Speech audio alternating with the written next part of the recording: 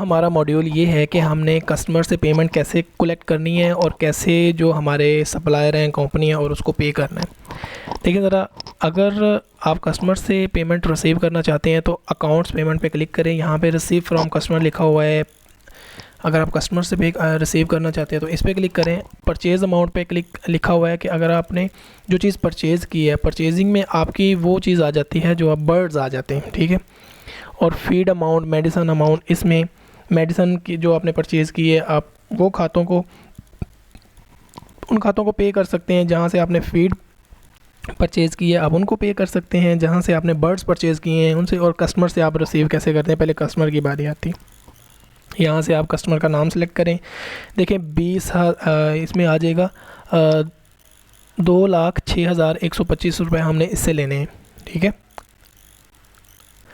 और फ़र्ज़ करें इसने 1,85,000 रुपये हमें दे दिए और इसने HBL के थ्रू दिए हमें, ठीक है। इसने ऑनलाइन करवाई है। आप रिमार्क्स में ऐसा लिखेंगे। जब आप सेव पे क्लिक करेंगे तो वो आपसे पूछ रहा है कि आप इसको पेमेंट को रिसीव करना चाहते हैं। हाँ जी, हम रिसीव करना चाहते हैं। जब आप रिसीव करेंगे तो क्या होगा, इसको दोबारा सेलेक्ट करेंगे तो देखें आपने 1,85,000 इससे ले लिया है, बाकी 21,125 रुपये उससे ले, 21,000 आपने और ले लिया जी, ठीक है। वो आपने बाई कैश लिया है, बाई कैश, ओके। और ये आपने रिसीव कर लिए। अब दोबारा इसके अकाउंट में हम देखेंगे तो 125 रुपये रह जाएंगे। जो रकम माइनस में आ रही है इसका मतलब है आपने इससे लेने हैं, ओके। अच्छा, अब परचेज़ अमाउंट, परचेज़ का मतलब ये जो जिस कंपनी से आपने कोई फीड परचेज़ की है, सॉरी, परचेजिंग में आपका बर्ड्स आ जाते हैं, ओके। परचेजिंग में आपके जितने भी बर्ड्स हैं वो सारे परचेजिंग में आएंगे। आप जो बर्ड्स की परचेजिंग करते हैं वो सारे परचेजिंग में आएंगे, ठीक है। अच्छा, मेडिसन का अलग से आप पे करेंगे, दूसरा जो फीड का वो अलग से पे करेंगे, और परचेज़ बर्ड्स है वो अलग से। अब देखें ये आपने जो बर्ड्स हैं वो परचेज़ किए हैं, वो किससे परचेज़ किए हैं, लाहौर फीड से। उसकी अमाउंट जब तक नीचे ना आए आप पे ना कीजिएगा। 6,75,000 रुपये बनते हैं इसके। तो फ़र्ज़ करें आपने 6,10,000 रुपये आपने क्या किया है, इनको पे कर दिया है online banking, online through national bank of Pakistan. तो अमाउंट आपने इसको पे कर दी है। अब दोबारा जब आप आएंगे लाहौर फीड के ऊपर तो देखें 65,000 रुपये आपका बकाया है। तो 65,000 रुपये भी आपने क्लियर कर दिया है, वो आपने बाई कैश इसको दिया है। जो भी है यहाँ पे रिमार्क्स में आप ये सारी चीज़ें लिखें। तो आप जब दोबारा आएंगे यहाँ पे तो ज़ीरो आ जाएगा, मतलब अभी उसका कुछ नहीं आपने देना।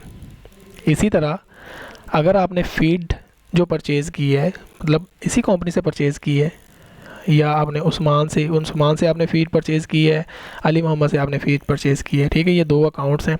अगर आप चेक करना चाहते हैं तो फ़ीड में जाके चेक करें, अली मोहम्मद और उस्मान से आपने इतनी फ़ी परचेज़ की है, फ़ीड, सॉरी, ठीक है। तो फ़ीड पे मैं आऊँगा और पहले मैं अली मोहम्मद को कर लें या उस्मान ट्रेडर्स को कर लें। उस्मान ट्रेडर्स को आपने जी 96,000 जो है पे कर दिया है बाई कैश, ठीक है।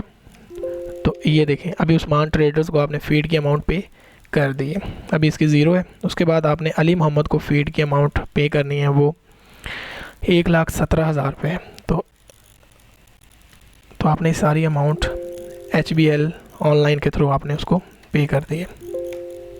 अभी आप चेक करेंगे तो अली मोहम्मद के नाम भी ज़ीरो आ जाएगा। उसके बाद आपने अमाउंट पे करनी है जी मेडिसन को जो आपने परचेज़ की हैं।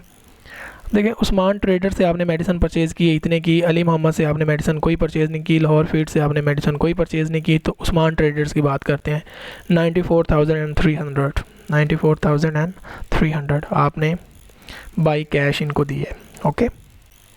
जब आप इसको सेव करेंगे तो ये इसकी अमाउंट सेव हो जाएगी। आपने मेडिसन की भी अमाउंट सबकी क्लियर कर दी है, ओके।